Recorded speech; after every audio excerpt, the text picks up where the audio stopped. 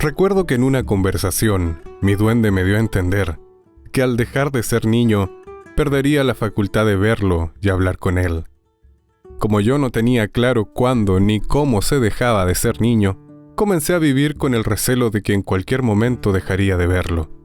Y para siempre. Cuando a los 9 años vestí por primera vez pantalones largos, pensé temeroso que tal vez eso me convertiría en hombre, pero lo seguí viendo sin problemas. Después, al ganar mi primer sueldo como vendedor de periódicos en la calle, sintiendo el orgullo laboral de un hombre hecho y derecho, me dije que ahora sí que sí. Pero él siguió presente en mis noches de insomnio. Cuando perdí a mi madre, ella se murió siendo una mujer joven y alentada, presentí que de ahí en adelante dejaba de ser niño definitivamente. Sin embargo, para consuelo de mi gran pena de huérfano, mi duende continuó acompañándome.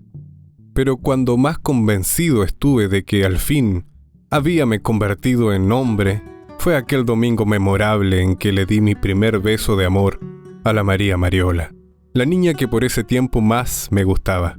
La Daisy solo había sido un fugaz espejismo de mi primera infancia.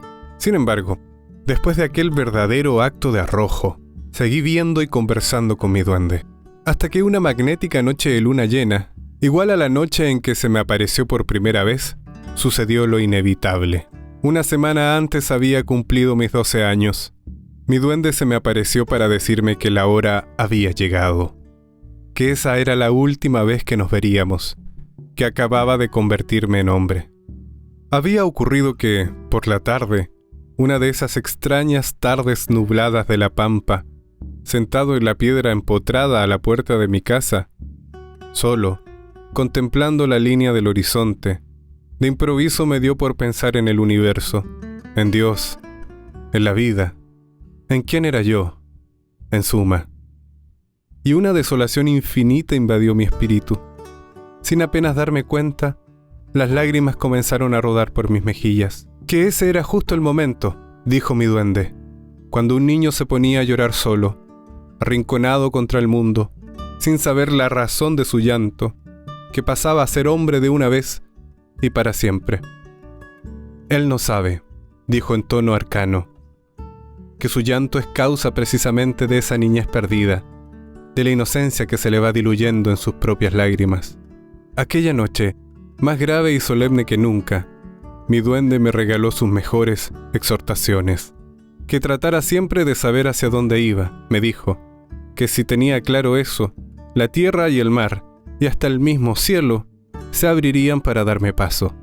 Más que un consejero, él era una especie de maestro de pensamiento, alguien que no ordenaba ni dirigía, sino que invitaba a la reflexión y al silencio. Poco inclinado a las martingalas metafísicas, mi duende no razonaba jamás en abstracto. Lo que hacía era despertarme el intelecto, convencerme, enseñarme una conducta de vida. Sus frases eran de una simpleza y una concisión admirables, y sus imágenes, a veces pretendidamente ingenuas, nunca estaban desprovistas de humor o poesía.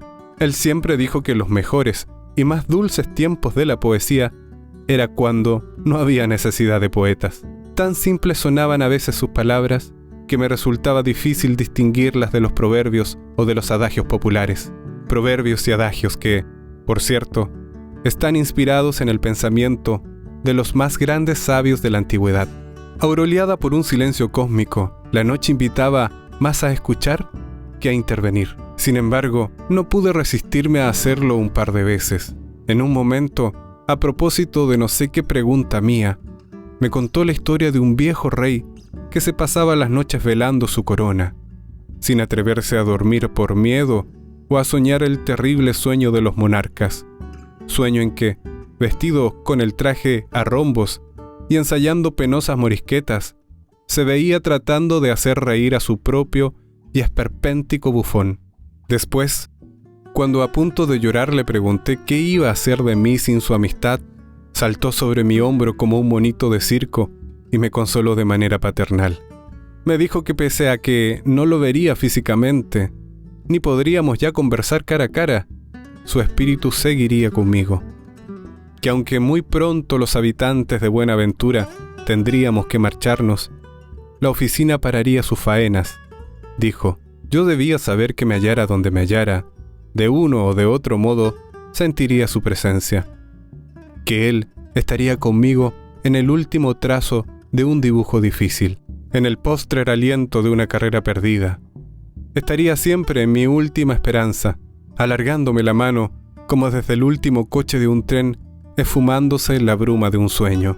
Después, dejando de lado lo solemne de la ocasión, me dijo que su nariz de perilla de catre de bronce, como yo le dijera una vez, sería como mi estrella en la oscuridad. En vano quise convencerlo de que se fuera con nosotros, que si la oficina iba a apagar sus humos y la gente tendría que marcharse, él iba a quedar abandonado en medio del desierto. Me dijo que no estaría solo. Don Ursinio se quedaría en la oficina contratado como vigilante. En un arranque de duda imperdonable, le pregunté, y me arrepentí en el acto de hacerlo, que cómo podía estar enterado de todo eso. Él sonrió, y me dijo que muy simple pues niño, que lo de don Ursinio se lo oyó decir a él mismo, y que lo otro no había necesidad de ser duende para saberlo. Saltaba a la vista. Que le preguntara a los mineros más viejos. Ellos sabían que una oficina estaba a punto de parar sus máquinas cuando pintaban el campamento a cuento de nada, sin ninguna fecha importante en el calendario. Y hacía pocos días habían terminado de blanquear a la cal todas las casas de Buenaventura. Pasado el tiempo, en mis años de minero, pude constatar la veracidad de esos hechos, y supe además la verdadera historia, que después conté en uno de mis libros, de por qué don Ursinio pidió quedarse de cuidador en Buenaventura, y se quedó hasta el día de su muerte, 30 años después. No siempre el viejo había sido un hombre solo. Alguna vez tuvo una mujer que se le fue con un minero más joven, y como él nunca perdió la esperanza de que ella algún día volviera en el mismo tren en que se fue, por eso de niño lo veía siempre en la estación, se quedó esperándola toda la vida, espantosamente solo en ese pueblo abandonado. Al final, para que alegrara mi cara de velorio, mi duende me dijo en tono misterioso que, pese a todo, esta no era la última vez que nos veríamos las caras, que todavía me quedaba lo que se podría llamar la aparición de gracia. O sea, yo lo podría invocar por una vez más en la vida, en el momento y el lugar que estimara convenientes.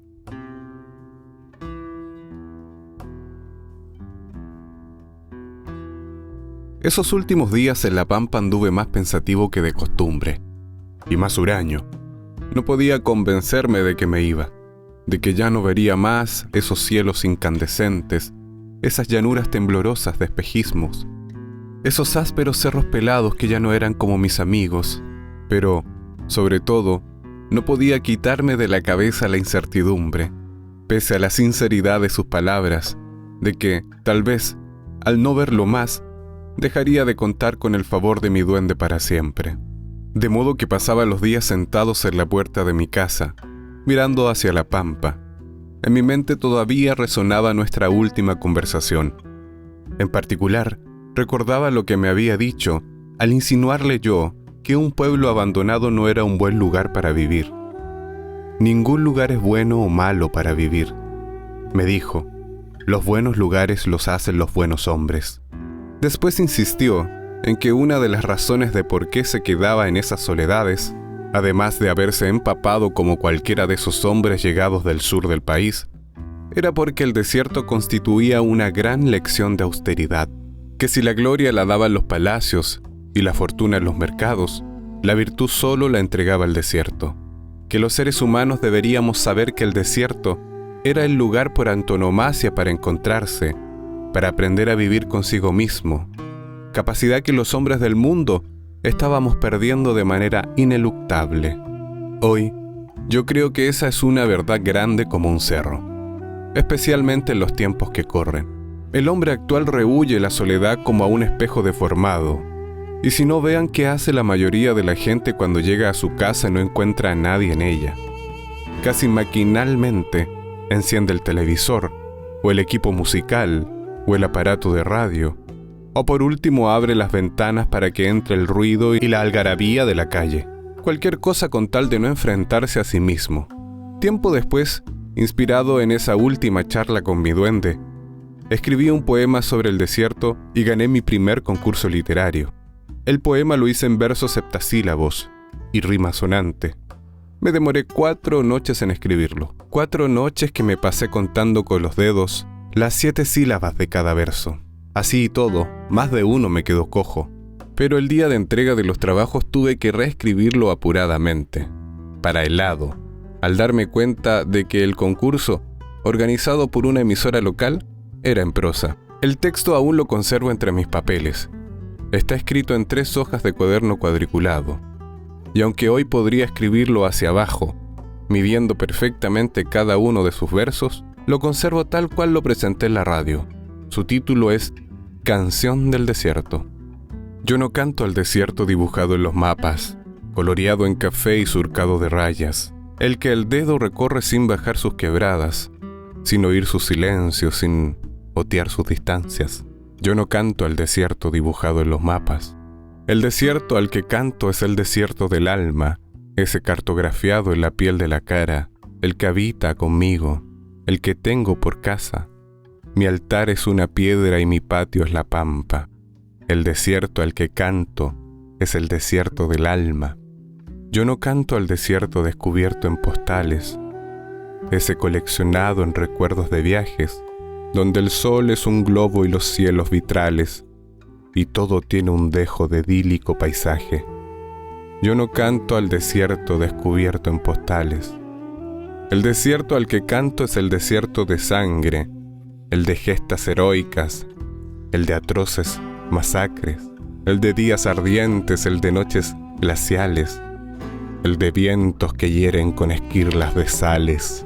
El desierto al que canto es el desierto de sangre. Yo no canto al desierto que cuentan los turistas, entrevisto de lejos y bajo una sombrilla, el de piedras guardadas como cosas bonitas, el de cerros en poses para fotografías. Yo no canto al desierto que cuentan los turistas.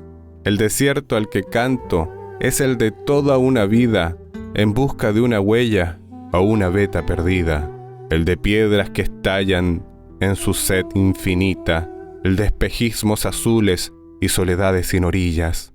El desierto al que canto es el desierto de toda una vida. Yo no canto al desierto de los que un día se fueron sin sentir que morían, como irse de una fiesta, y no dejaron nada, ni siquiera una huella. Su paso fue una nube que ninguno recuerda. Yo no canto al desierto de los que un día se fueron. El desierto al que canto es el de los que se quedan. Y si un día se van, su recuerdo es estrella, pues al volver la cabeza su alma se les queda como un cráneo de vaca condecorando la arena. El desierto al que canto es el de los que se quedan. Yo no canto al desierto con la voz del poeta. Cuando yo canto al desierto, los que cantan son las piedras. Poco después, tal como lo había vaticinado mi duende, la oficina Buenaventura paralizó sus faenas. Apagó sus chimeneas, despidió a sus trabajadores, desmanteló su maquinaria y se convirtió en otro de los cientos de pueblos fantasmas que penan en la soledad del desierto. Las mujeres, los niños y los hombres más viejos lloraban inconsolables mientras cargaban los camiones con sus pocos bártulos. Aunque ese era el desierto más triste del mundo, aunque ahí habían sido explotados sin misericordia, aunque el clima era verdaderamente de planeta deshabitado, a mediodía el sol achicharraba como el carajo y al amanecer había que partir el agua con un hacha. Aunque nada allí les era propicio, ellos no querían irse y lloraban, y yo lloraba con ellos. Pero mi llanto no era tanto por la pampa como por mi duende. Interiormente rogaba que se me apareciera, aunque fuera por un segundo, lo justo para invitarlo a irse con nosotros en el camión. Sin embargo, había ocurrido algo que de algún modo conformaba mi espíritu. Mi tarro de bolitas había desaparecido. No lo pude hallar por ninguna parte, y pensaba que él se lo había quedado, y eso me alegraba en gran manera. La mayoría de la gente se iba a la ciudad de Antofagasta, mi familia también. Allá viviríamos durante 3 años antes de volver de nuevo a La Pampa, a una de las 3 o 4 salitreras que aún seguían funcionando. Mi padre había arrendado un vehículo a medias con el padre de María Mariola, y eso me tenía encendida la imaginación. Mi primer viaje lo iba a hacer junto a ella. María Mariola era la única persona en el mundo a la que le había contado sobre mi duende, la única depositaria de mi secreto. Yo no sé si me creyó o no, pero tanto la intrigué con mi historia que desde ese día la sentí mucho más apegada a mí. Yo había pasado a ser para ella un niño extraño, misterioso, dueño de un secreto excitante. Recuerdo la primera vez que me acerqué a María Mariola. Fue el día que los niños de Buenaventura nos mantuvimos despiertos hasta altas horas de la noche, esperando ver pasar el satélite ruso, ese punto luminoso que se movía entre las estrellas, en cuyo interior, decían los mayores, iba una perrita llamada Laika. Entonces no sabíamos, lo supimos solo 40 años después, que dentro del Sputnik 2, orbitando triunfalmente la Tierra, iba solo el cadáver del pobre animalito, achicharrado en la primera vuelta. Eso de que María Mariola, la niña más linda de la corrida, me prefiriese a mí sobre todos mis amigos, me hacía sentir una mezcla de extrañeza y feliz engreimiento. Yo siempre fui uno de los niños más desaliñados del campamento. Un peneca que andaba todo el día a pata pelada. Mis talones tenían tejumentos de perro. Que se peinaba solo los domingos y que, más encima, cargaba con el estrafalario apodo de Condorito. Una vez se lo pregunté a mi duende. Le dije si él podía explicar el hecho, para mí inexplicable, de por qué María Mariola no escogía a otros niños que vestían mejor, que andaban con zapatos y llevaban el pelo peinadito al limón. Mi duende sonrió con malicia y dijo que entre las mujeres no todas eran una veleta al viento. ¿Resabio de misoginia duendística? Que las había también muy sabias y prudentes, y que éstas entendían perfectamente que, por lo general, los pájaros de más colores eran los que peor cantaban. Yo quedé feliz con la respuesta. Y es que yo amaba a María Mariola. Estaba enamorado hasta la médula. Sus ojos me tenían de tal manera prendado. Su presencia le daba tal júbilo a mi alma de niño, que hasta me cambié el nombre por ella. Claro que solo ella y yo lo sabíamos, nadie más. Tal como un día descubrí que Puerto era el masculino de Puerta, me puse eufórico cuando se me reveló que Mario era el masculino de María. Entonces, no lo dudé un instante y me rebauticé como Mario. De esa manera sentía que estaba más en comunión con ella. Y desde aquella vez, pese a todos los años transcurridos, ya que conocí y llamé a otras mujeres en mi vida, ya que ahora soy un hombre plácidamente casado, en homenaje a su recuerdo todavía me hago llamar Mario, ahora en público y abiertamente, Mario Madero, y como tal firmo mis libros. Y es que la evocación de María Mariola aún espejea en los arenales de mi infancia. Sus ojos aún hacen fama en mi memoria. Como dice un verso de Jorge Tellier, el poeta chileno más duendístico que he conocido. Sus ojos disparaban balas de amor calibre 44. Recuerdo que la última noche en Buenaventura, ya sin luz eléctrica ni agua potable, los sentimientos hacían crujir mi cabeza de niño, como crujían los muebles en la oscuridad. Aunque ya resignado a no despedirme de mi duende, el hecho de que me iba a contemplar la mar por primera vez en mi vida, y junto a María Mariola, me hizo desvariar toda la noche. Era la pampa, el salitre, la sequedad, el desierto de Atacama. Yo tenía 12 años y nunca había visto el mar. 2 días llevaba a mis hermanas mayores en el puerto buscando casa. Suerte la mía. Mi padre, mi hermano menor y yo nos habíamos quedado embalando los bártulos. De modo que aquella tarde, apenas mi hermana Edith saltó de la pisadera de la góndola, me abalancé encima suyo para que me contara la mar. El mar, me corrigió ella en tono didáctico. Yo no le dije nada. A mí me gustaba más la mar. El campamento minero paralizaba sus faenas y teníamos que emigrar de nuevo. El éxodo constante de los pampinos. Algunos se iban a trabajar a otras salitreras. Otros volvían al sur, a su tierra natal, allá en los campos de la patria. Nosotros, como muchas otras familias, incluida la de María, nos íbamos a Antofagasta, el puerto más cercano. Partíamos temprano al día siguiente, así que yo me fui a acostar de los primeros. Estaba todo embalado, menos los colchones. Pero no fue a dormir que me recogí esa noche, sino a pensar, a imaginar, a soñar la mar. No el mar, sino la mar. La mar como la María que tenía ojos del color del mar, que era azul, pero más que azul, había dicho mi hermana, que era verde, pero más que verde, que era como verde y azul revueltos. Verde azul como los ojos de la María, dije yo casi gritando. Mi hermana sonrió. Ella siempre había sospechado que a mí me gustaba la María. ¿Y cómo me gustaba? Antes solo había tenido el cielo para comparar el color de sus ojos alacranados. Y un día se lo dije: tus ojos son puro cielo, María. Ella, que era de la misma edad de mi hermana Edith, 1 año mayor que yo, me dijo que los míos eran del color de los cerros. Ella tampoco conocía la mar, solo la había visto en películas. Ella iba al biógrafo, yo no. Mis padres eran evangélicos, de modo que yo, ni en películas, ni en fotos, ni en sueños, conocía la mar. Simplemente me la imaginaba. Y mi hermana llegó esa tarde del puerto mostrando un tesoro de cosas nunca antes vistas por mis ojos, cosas del mar. Traía caracolas, traía conchas, traía güiros, traía estrellas de mar. Huele, me decía, es el olor del mar. Y mis sentidos se llenaban de sensaciones extrañas y peregrinas. Gaviotas, llegó diciendo, garumas, pelícanos, olas más altas que la casa. Las gaviotas, las garumas y los pelícanos me los podía imaginar.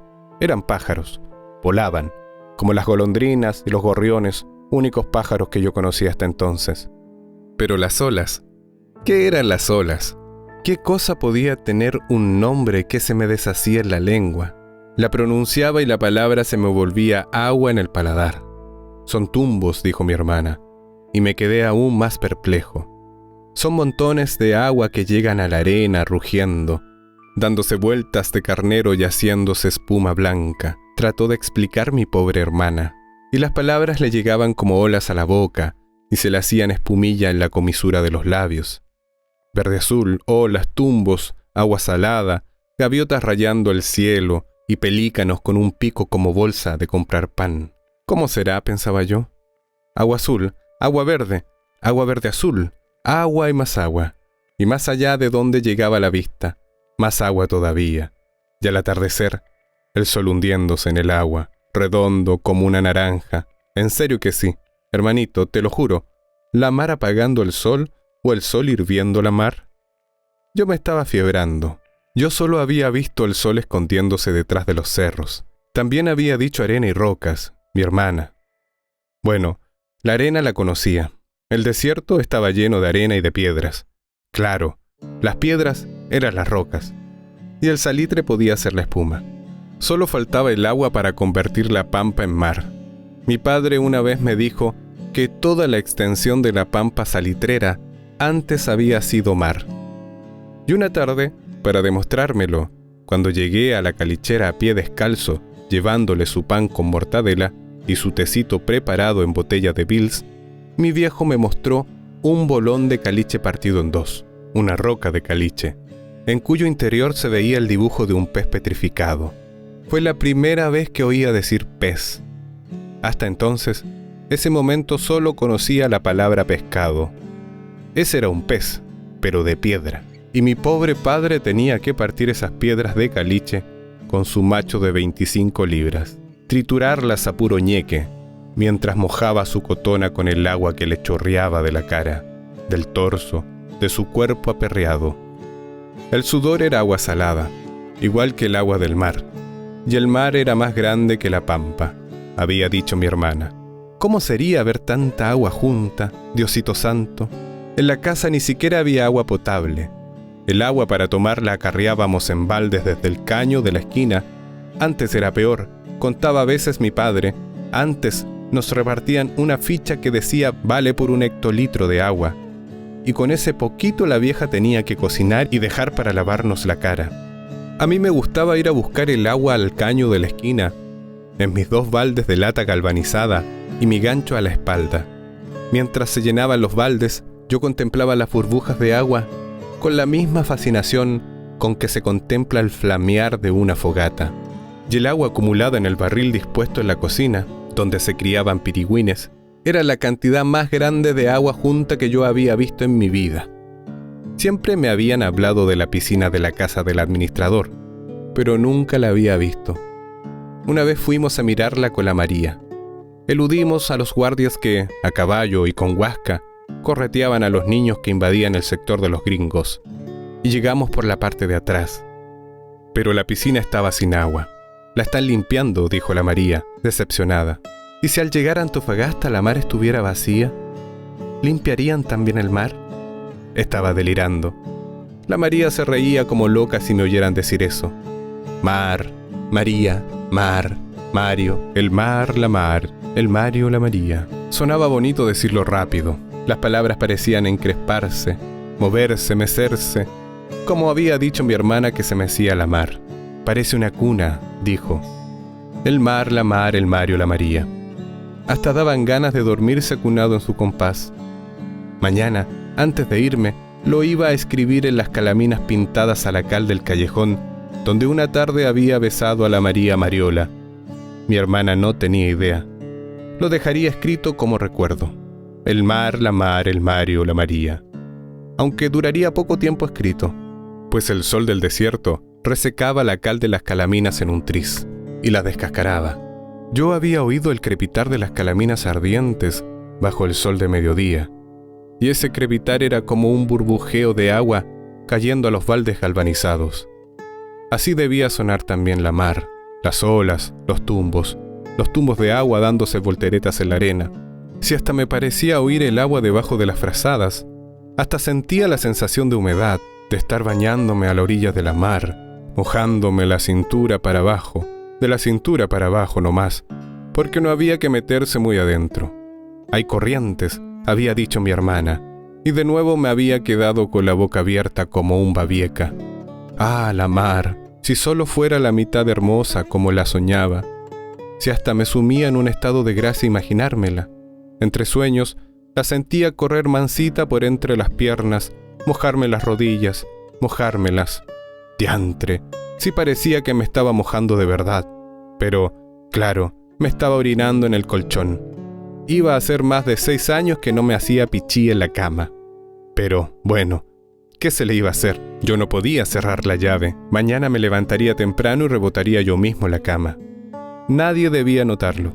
Nadie tenía que ver la mancha, la huella de la ola que me seguía mojando rico de la cintura para abajo. Mañana me levantaría temprano, enrollaría mi colchón y listo. Mañana. Sí, mañana. Que no se fuera a enterar mi hermana, porque de seguro se lo contaba a la María. Se lo contaba en el camión, porque ella se iba en el mismo camión, el camión fletado por las 2 familias. Mi hermano amaneció mojado. María, mi hermano dice que le gustas, que te va a llevar al mar. Ah, qué tibiecita la mar corriendo por las entrepiernas. Qué rico, el mar, el Mario, la María. Mañana lo iba a escribir en la cal de las calaminas. Mañana, el mar, el Mario, la María.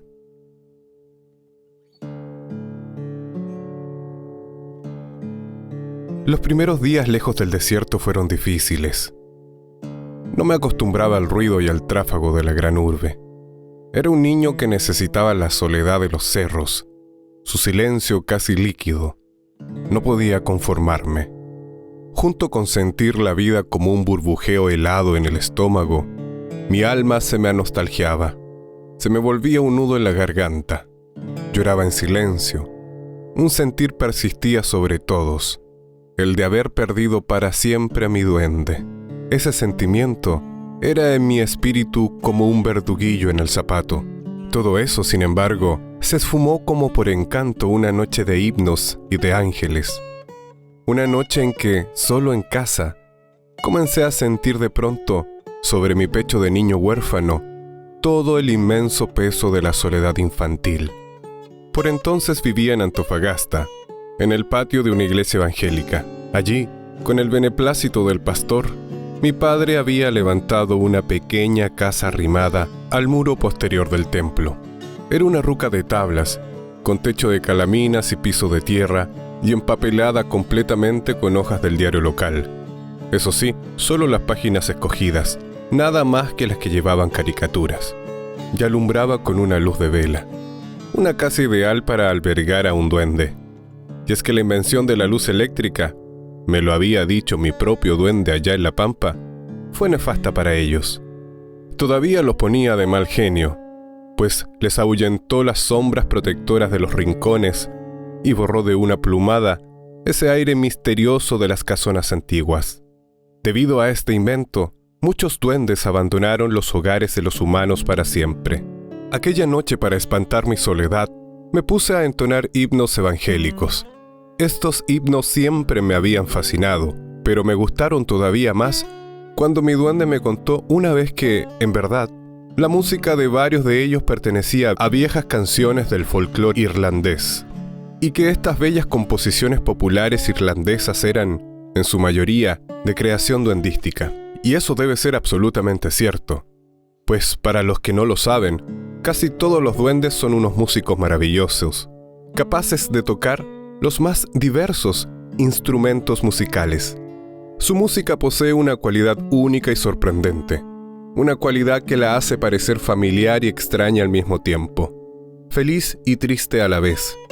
Y muchos podemos dar testimonio de que si un duende nos quiere hacer bailar, será imposible resistirse al embrujo de su música. De modo que esa noche, para espantar el miedo, me puse a cantar solo en la casa.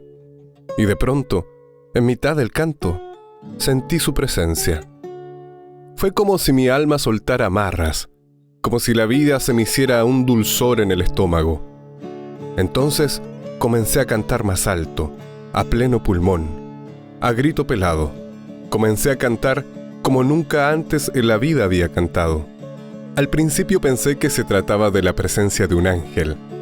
Y es que el himno que entonaba en esos instantes hablaba justamente de ángeles y querubines adorando a Dios en su trono celestial. Pero sentí su olor, el olor de mi duende. No había dudas. Una ráfaga de felicidad inundó la pieza.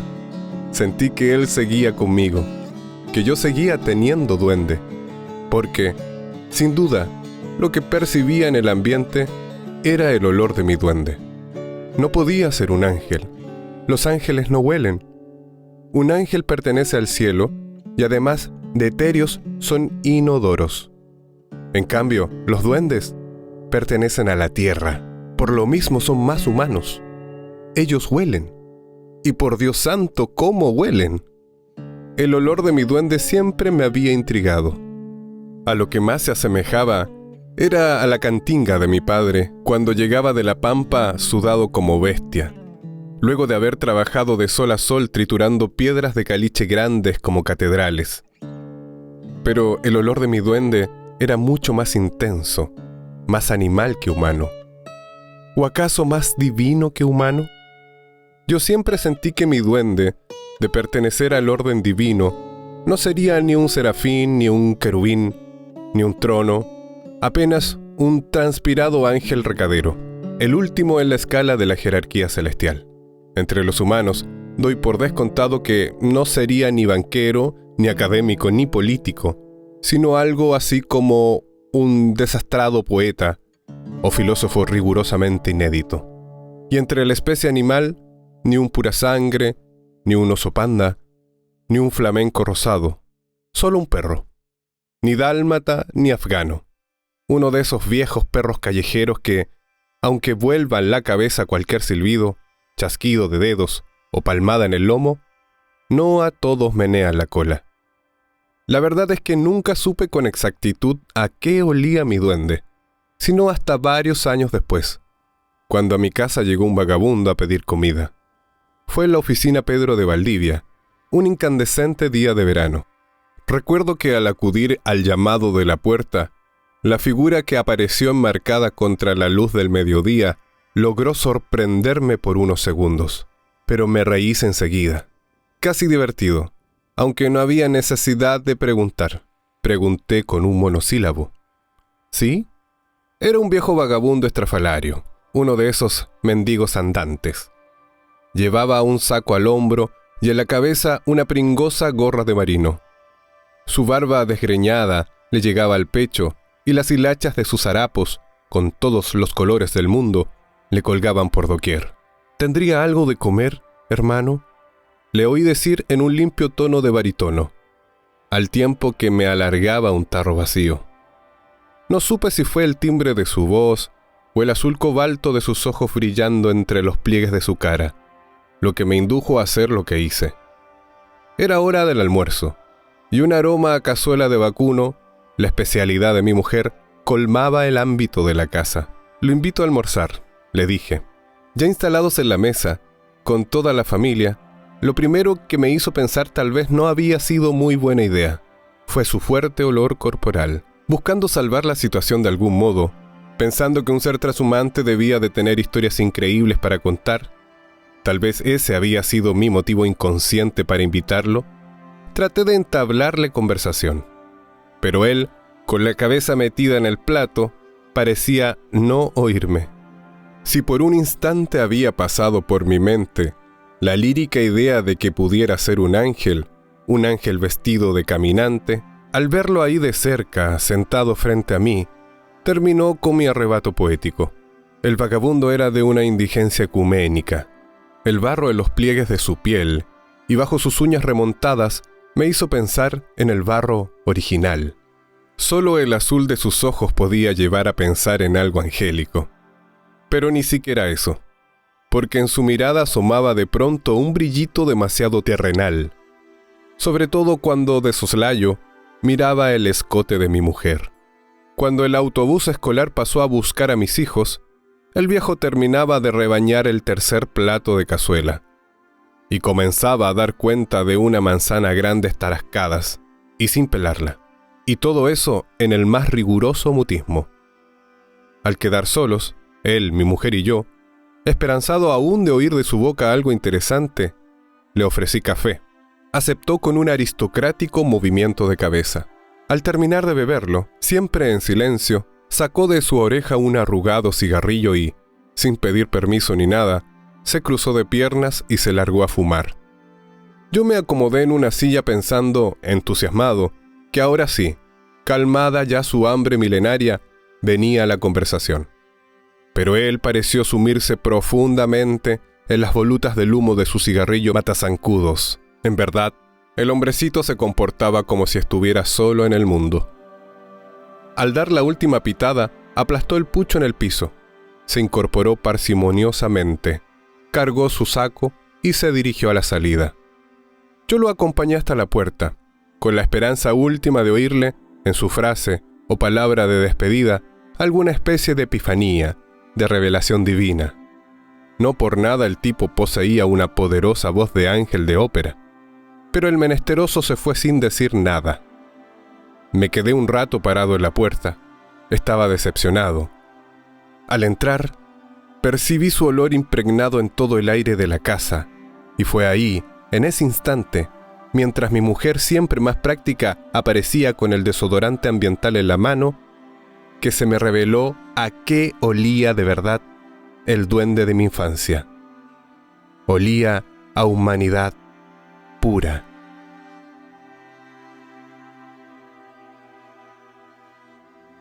Durante el tiempo en que viví en la oficina Pedro de Valdivia, aprovechando que no quedaba muy distante, visité varias veces las ruinas de Buenaventura. Esto fue antes de invocar a mi duende en su aparición de gracia. Estas expediciones las hacía junto a una partida de viejos pampinos, hombres amantes de su tierra y de su historia, agrupados en una especie de logia bautizada como Hermandad de la Pampa. Estos hombres, que llevaban toda una vida en las salitreras, recorrían el desierto, adornando con flores de papel las tumbas más desoladas de los cementerios abandonados y recuperando testimonios de un pasado que en verdad les pertenecía por derecho propio. En una particular cruzada de amor por su pampa, rescataban antiguas herramientas oxidadas, de antiguos oficios ya olvidados, ruedas de carretera, fichas de pago, libro de novedades, fotografías en sepia, cualquier cosa que testimoniara los tiempos de gloria de las salitreras. Su último rescate había sido el de una desvencijada carroza fúnebre.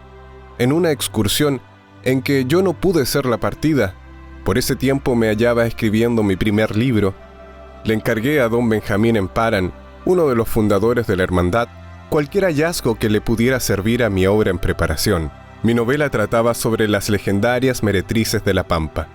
Don Benjamín llegó nada menos que con un viejo carné de prostituta, expedido en el pueblo de Alto del Carmen el año 1926.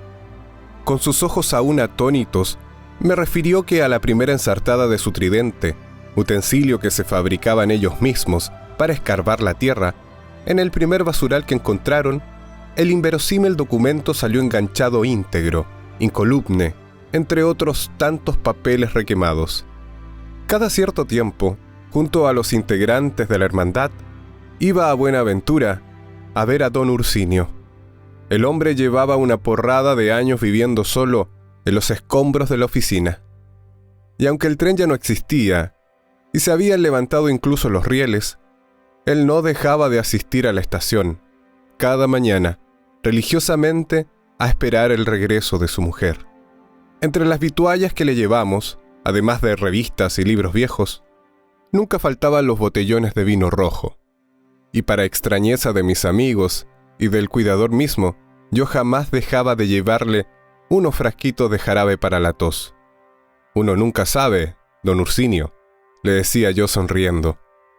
Después, mientras los otros charlaban con el anciano, yo me iba a recorrer los vestigios de la casa de mi infancia. Allí, con el corazón martillándome en el pecho, me ponía a escarbar el suelo como un quiltro hambriento de añoranzas. Siempre tenía la suerte de encontrar algo. Y cualquier hallazgo, por más simple que fuera, me llenaba de alegría.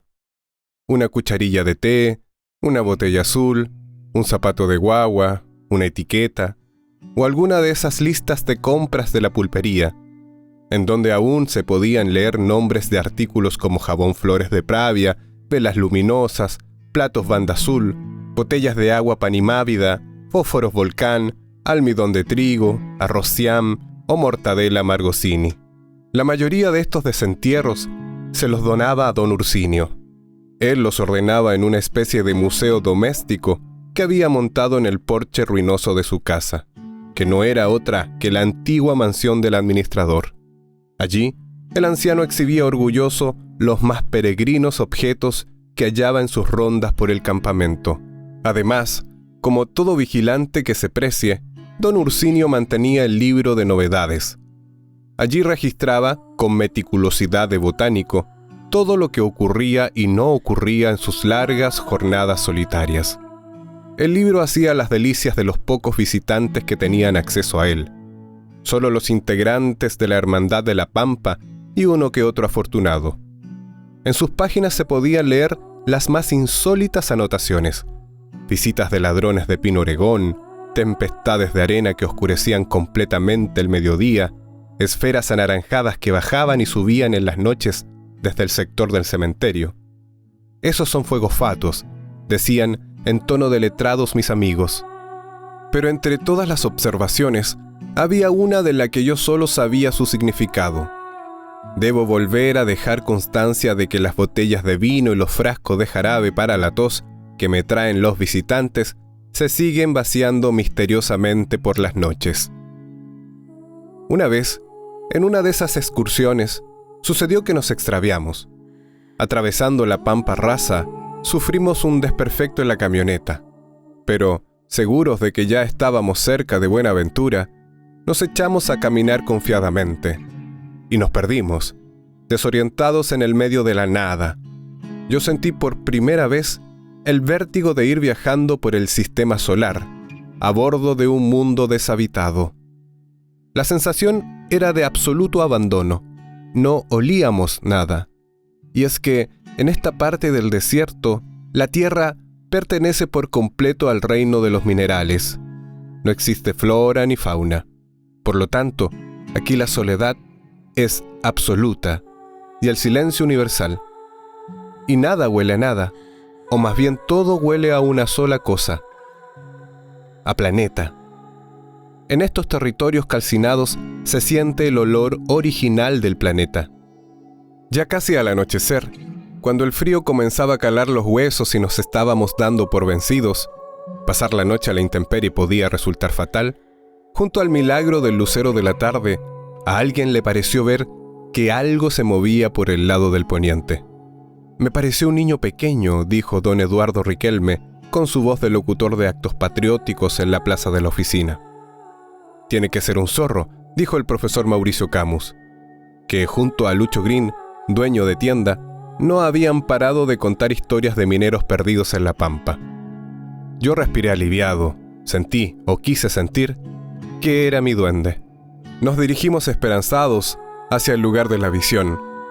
Ahí encontramos un hito de piedra como recién hecho, de esos que hace la gente para dejar constancia de su paso y decir: «Aquí estuve yo». La piedra de arriba del monito tenía forma de flecha. Apuntaba hacia el noreste. Seguimos en esa dirección casi al trote y antes de 10 minutos avistamos la oficina. Mi duende nos había salvado la vida. De eso yo estaba tan seguro como que la piedra con forma de flecha, la más pequeña de todas, tenía un agujero natural en su centro.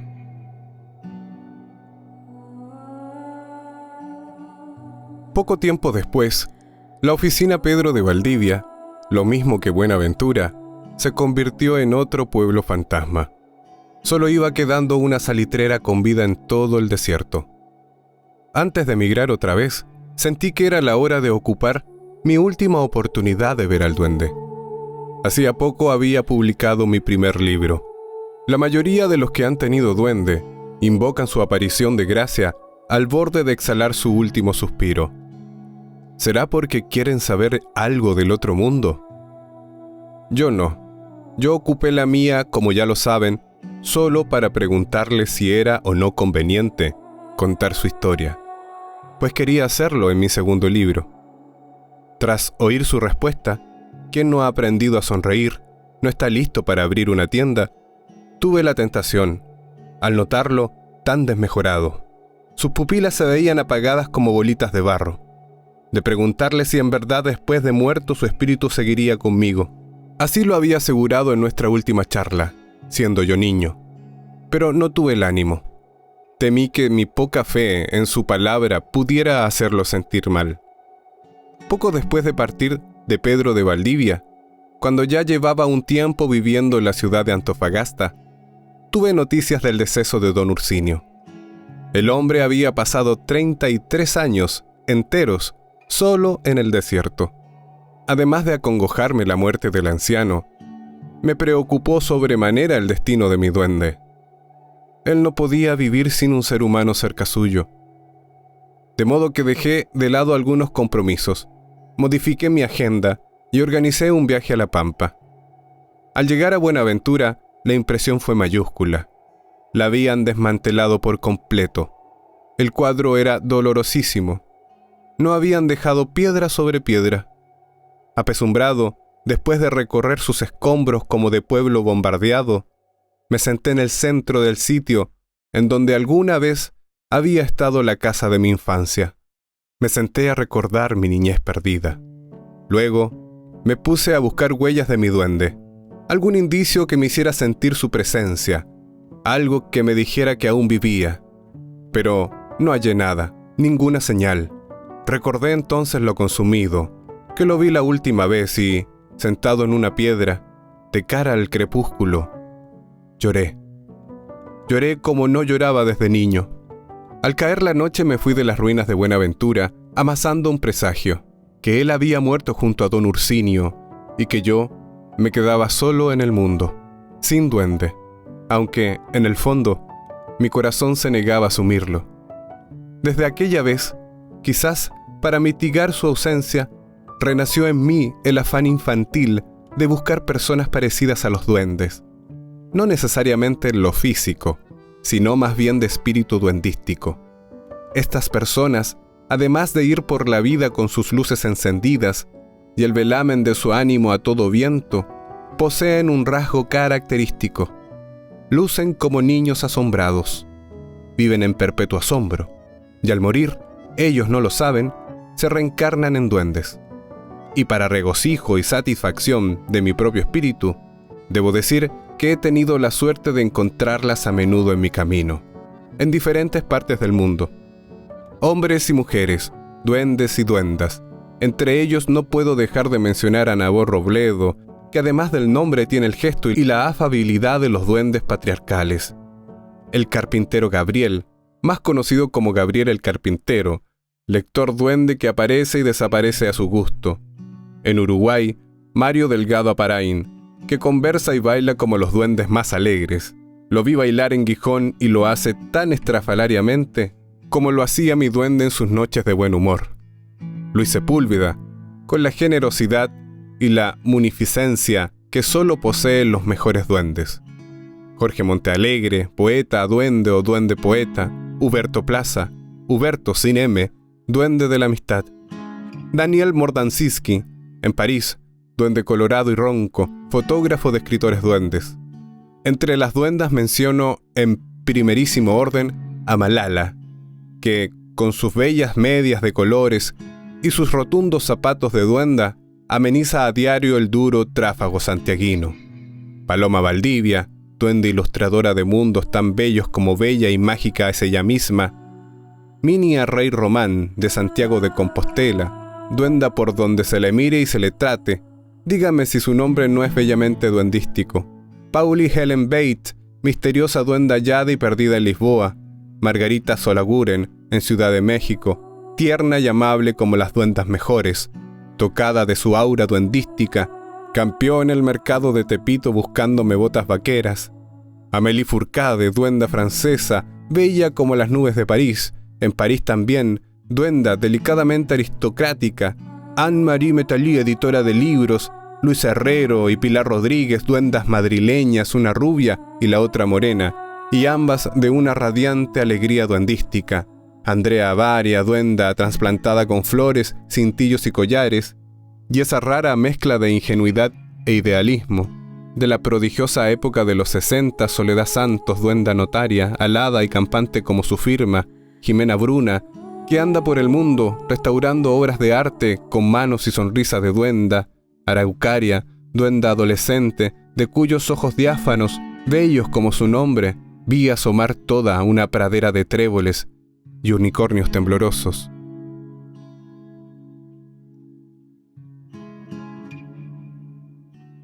En la última parte de esta historia, creo justo decir que siempre me he considerado un hombre privilegiado. Cualquier cristiano puede tener una musa inspiradora o un ángel de la guarda. No cualquiera puede tener un duende. La diferencia y la ganancia obvia es que el duende es menos caprichoso y más asequible que una musa, y más divertido, y menos irreal que un ángel. Al duende se le puede percibir fácilmente el lado humano. Basta con olerlo o mirarlo a los ojos. Con respecto a esto último, leyendo al enano y jorobadísimo escritor alemán Georg Christoph Lichtenberg, un ser del siglo XVII duendístico por excelencia, he descubierto la descripción que calza exactamente con los extraños ojos amarillos de mi duende. Sus ojos, aun cuando están quietos, revelan sagacidad e inteligencia, lo mismo que un galgo inmóvil revela habilidad para correr. Y aunque los duendes tal vez no tengan la facultad de advertirnos o guardarnos de alguna catástrofe, como se supone hacen los ángeles custodios, pueden en cambio ayudarnos en otros menesteres más simples y cotidianos, como darnos una mano en el ajedrez, por ejemplo. No en vano se dice que Capablanca tenía un duende que, sentado pierna arriba sobre su hombro, lo dirigía sigilosamente hasta la victoria. Sin embargo, ellos gustan de involucrarse sobre todo en ejercicios relativos al arte. Soy un convencido de que, en literatura, el famoso elemento añadido o viento de la locura o soplo de la vida, como se les llama a esos resplandores epifánicos que de pronto iluminan la escritura no es responsabilidad ni de las musas inspiradoras ni de los ángeles regaladores, sino única y exclusivamente del duende benefactor de cada escriba. Por lo mismo, esos resplandores son tan raros como los arcoíris lunares que, según la tradición popular, indican el lugar exacto en donde los duendes ocultan sus tesoros. Y es que ellos, a más de músicos, siempre han sido eximios poetas. La mayoría de los versos medievales que en los libros aparecen como anónimos y muchas de las fábulas o bestiarios o ejemplos, como se les conocía en sus comienzos, son creaciones duendísticas, como asimismo gran cantidad de canciones infantiles y, en general, toda obra literaria cuya procedencia se pierde en los orígenes de la literatura. Incluido un buen número de barcarolas, esas bellísimas composiciones amorosas que los gondoleros venecianos interpretan acompañándose del sonido melancólico de los remos en el agua. De su interés por el arte, muchos artistas pueden dar fe. Pintores y escultores han confesado más de una vez que, alguna noche, mientras ellos dormían, su duende ha tenido la afabilidad de darle la pincelada exacta a un cuadro sin terminar, o la cincelada última a una escultura inconclusa. ¿Y para qué hablar de los músicos? Los más favorecidos por estos geniecillos inspiradores. Ellos suelen despertar por las mañanas con una bella melodía bailoteándoles en la mente, gracias a que su duende se pasó toda la noche silbándola en la habitación. Aunque en esto hay que andarse con cuidado, porque también burlones crónicos, como son los duendes, muchas veces nos hacen víctimas de sus inspiradas bromas, como cuando despiertan a un pobre poeta a medianoche y lo hacen encender la luz y buscar urgentemente papel y lápiz para apuntar un verso o un párrafo que, en las brumas del entresueño, les parece genial. Sin embargo, al día siguiente, al leer lo escrito, resulta que no valen ni los pocos minutos de electricidad que gastó al escribirlo. O, más terrible aún, pueden ejecutar la broma al revés. Inspirar a alguien a escribir la obra maestra tempranamente y que después el pobrecito privilegiado se pasa el resto de la vida tratando de superarla. Dos ejemplos clásicos en Chile, para no ir más lejos, son los exquisitos poetas Juan Guzmán Cruchaga, con su alado poema canción, y Max Jara, con sus Ojitos de pena. Claro que en estos casos, el escritor mexicano Juan Rulfo es el paradigma. Escribió una sola novela en su vida y nunca la pudo superar. Entre sus muchas explicaciones de por qué no seguía escribiendo, en sus últimos años decía haber dejado de hacerlo porque su tío Celerino, que era el que le contaba las historias, había muerto. ¿No les parece a ustedes que Celerino es un nombre sospechosamente duendístico? En lo personal, debo decir que no les falta razón a los que dicen que yo no escribo mis libros. Y es que las páginas más felices, los párrafos mejor logrados, aquellas frases tocadas fugazmente por el resplandor de la epifanía, me las escribe mi duende, o me las corrige. Aprovecho aquí de hacer un auto de fe y declarar que mi duende es barroco, lírico, sentimental, cursi, histriónico y funámbulo, y extraperlista, más encima. Aunque esto de revelar que uno no es quien escribe no es nada nuevo. La mayoría de los artistas, los verdaderos, alguna vez han confesado humildemente lo mismo. Todos ellos consideran que en lo mejor de sus obras hay algo que no es de ellos mismos. Al terminar el proceso de creación, cuando el cuadro o la sinfonía o el poema o la novela o lo que fuere ha sido acabado y se vuelve la vista atrás, no puede uno dejar de maravillarse de cómo ha podido, con sus fuerzas terrenas, llegar a hacerlo. Y es que, desde luego, no se ha hecho con las fuerzas terrenas. Federico García Lorca decía que la musa dicta y a veces sopla, que el ángel guía y regala, y derrama su gracia sobre el artista, y éste realiza su obra sin ningún esfuerzo. Pero la verdadera lucha es con el duende, y que, para buscar al duende, no hay mapa ni ejercicio. Solo se sabe que quema la sangre como un tópico de vidrios, que agota y que rechaza toda la dulce geometría aprendida, que rompe los estilos. Y es cierto, porque el duende, tras una feroz lucha cuerpo a cuerpo, se instala como un demonio en la escritura, y uno se siente poseedor de algo que no siempre puede dominar, algo que dispone y actúa extrañamente por sí mismo. Entonces, se descarrían todas las intenciones iniciales, los personajes comienzan a actuar por su cuenta y riesgo bajo nuestra atónita mirada, y, al final, tal como le ocurrió a Colón, en vez de llegar a las consabidas Indias, se termina descubriendo un mundo nuevo, extraño, maravilloso. En estos instantes de claridades extraterrenas, yo debo decir, pese a los incrédulos que afirman que estos geniecillos ya no existen, que he llegado a sentir tan verídicamente la sensación de que mi duende está sentado en mi hombro, que hasta vuelvo la cabeza para sonreírle y darle un amistoso chirlito en su nariz de perilla de bronce. Finalmente, déjenme decirles algo que mi duende repetía siempre. Los dioses no son los que han dejado de hablar. Somos los humanos los que hemos dejado de escucharlos. Esto mismo se podría aplicar a ellos, al misterio de su existencia. No es que los duendes hayan dejado de existir, son los hombres los que han dejado de percibirlos. Eso es todo. Mi corazón ya está en paz. Solo permítanme agregar, parafraseando a George Christoph Lichtenberg, que, como el simple escritor que soy, solo he cumplido con la básica tarea de dar cuerpo a esta historia. Es cuanto puedo hacer. Ahora, son ustedes, los lectores, los que le pondrán, o no, el alma.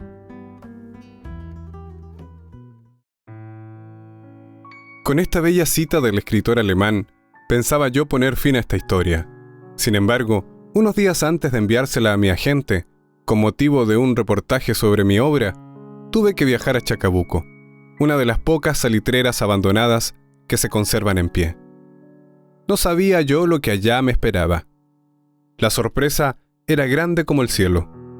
Mientras la camioneta se internaba en los territorios más áridos de la Pampa, mirando a través de la ventanilla, recordé cuando su santidad Juan Pablo II barrió olímpicamente con el purgatorio al anunciar Urbi et Urbi que éste no existía. Para mí, desde niño había existido concreta y geográficamente. El purgatorio era el desierto de Atacama. Imagínense el cuadro. Nada en el cielo, ni una nubecita expósita, y nada en la tierra, ni una brizna de mala hierba. Dividan estas dos nadas con una línea temblorosa e imaginaria, llamada horizonte. Añádale un color de caldera durante el día y un frío glacial por las noches. ¿No les parece el sitio absoluto para el ejercicio de purgar los pecados? Así es el desierto de Atacama, un calcinatorio. Visto desde un avión, su panorama resulta tan impresionante, su costurón de cerros tan pavorosamente árido, que da la impresión de una cicatriz de quemadura en la mejilla del globo terráqueo. Y todo ese desamparo, toda esa soledad planetaria, se hace más triste todavía por ese huesario de pueblos muertos que dejó la industria salitrera, diseminados a lo largo de sus 1000 kilómetros de extensión. Y es allí, en medio de ese sobrecogedor paisaje, donde se alza Chacabuco, la oficina que el general dictador, en una acción infame, no dudó en convertir en campo de concentración, dado justamente lo penitenciario del desierto que la rodeaba. Ahí vive don Roberto Saldívar, un hombre al que debo agregar de todas maneras a mi lista duendística. Lo mismo que don Ursinio. Él también vive en completa soledad. Es el único habitante de este pueblo fantasma, con la diferencia de que él no es un salitrero que se quedó después de la paralización de las faenas. Lo suyo es más trágico, más siniestro, más amargo todavía. Don Roberto fue uno de los presos políticos que sufrieron confinamiento en aquel lugar. Su caso es único en la historia del mundo. Un prisionero que, al recobrar su libertad, se queda a cuidar y a seguir viviendo en su propio campo de concentración. No por nada es entrevistado todo el tiempo por diarios, revistas y televisión de diversas partes del mundo. Aquel mediodía, cuando llegamos a verlo, el calor era horroroso. No corría una brisa de viento, y el sol parecía crepitar en las ardientes calaminas corroídas.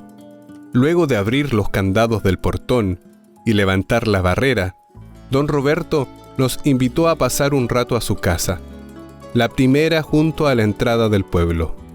Mientras nos explicaba frente a un plano polvoriento las dos historias de la oficina, la blanca y la negra, la del salitre y la de la dictadura, yo no quitaba la vista de un rincón de la pieza en donde un tarro fulguraba lleno de bolitas de vidrio. Me sentí embargado por mi infancia. Antes de internarnos en el campamento con los equipos de filmación, le pregunté a don Roberto si acaso tenía hijos. Me contestó que sí, que tenía hijos y nietos, y que a veces venían a visitarlo. Deben ser las bolitas de sus nietos, me dije entonces, tratando de calmar un desasosiego extraño que comenzaba a ganar mi corazón, y que al final me acompañó todo el tiempo que duró la entrevista. Y es que el tarro de las bolitas, aunque oxidado y carcomido, se notaba que era de Cocoa Raf. La jornada de grabación terminó al caer la tarde. Los últimos rayos de sol le daban un aspecto fantasmagórico al caserío. Parecía el espectro de un pueblo languideciendo en el espectro de un mundo deshabitado. Cuando, junto al camarógrafo y al periodista, nos despedimos de don Roberto, se me ocurrió de pronto, así como al descaire, pedirle que nos contara algún suceso que le hubiese ocurrido en la soledad de su pueblo prisión, algún episodio extraño. Más de alguna vez tienen que haberle penado las ánimas, le dije, tratando de picarle la guía, como decían los mineros de las calicheras. Él, muy amablemente, nos invitó a sentarnos, descorchó una botella de vino y, con esa parsimoniosa gravedad que presta la soledad del desierto, se largó a contarnos algunos hechos insólitos, como si fueran las cosas más naturales del mundo.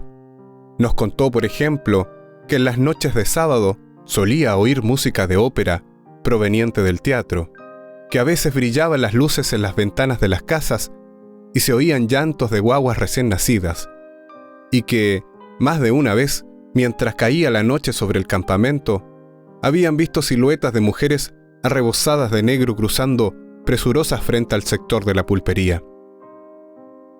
Yo lo oía sin respirar. Otra de las extrañezas que ocurren, dijo don Roberto, es que aquí mismo, dentro de esta casa, de un tiempo a esta parte, han comenzado a oírse pasos y ruidos raros por las noches.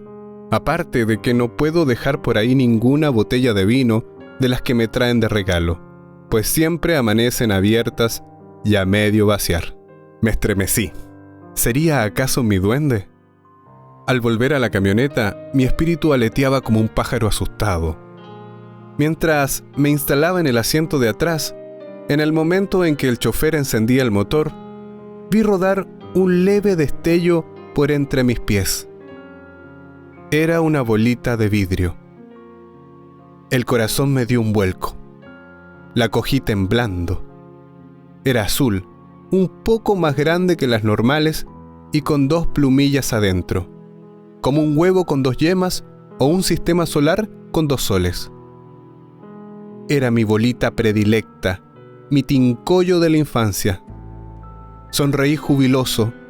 Como decía cuando niño, sentí un contentamiento por todo el cuerpo. Supe que tenía duende para rato. Maravillado, enduendado, sintiéndome poco menos que inmortal, saqué mi cabeza por la ventanilla y, ante el desconcierto de mis acompañantes y del mismo don Roberto, que ya levantaba la barrera, le grité feliz de la vida, le grité fuerte, que resonara en todo el ámbito del pueblo vacío. Mañana le traigo jarabe para la tos.